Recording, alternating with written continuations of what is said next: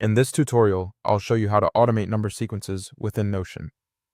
Start by opening Notion in your browser and going to the page where you want to create the database.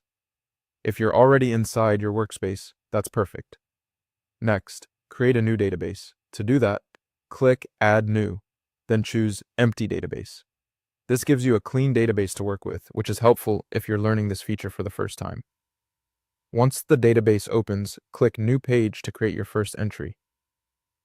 Notion uses database entries as rows, and each row can automatically receive its own unique number. Now give the page any name you want. This can be a test name for now, because the main goal is to set up the numbering system, not the page title itself.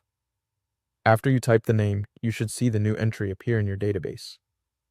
From here, we'll add the property that creates the number sequence. Look across the top of the database for the option to add a new property, then click it. When Notion asks for the property type, choose ID. The ID property is designed to automatically assign a unique number to each database item. This is the key step because it saves you from typing numbers manually and helps keep your entries organized. As soon as you add the ID property, Notion will generate a number for the existing item in the database. If you create another new page after this, the next item should receive the next number in the sequence automatically. At this point, you should see your database with an ID column showing the automated number sequence. If you don't see a number right away, try adding another new entry.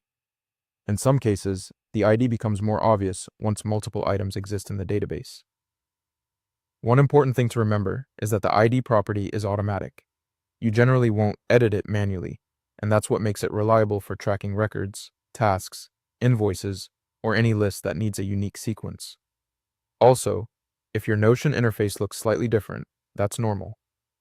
The exact button placement can vary a little depending on updates, but the process is still the same. Create a database, add a property, and choose ID. And that's how you automate number sequences within Notion. Thanks for watching.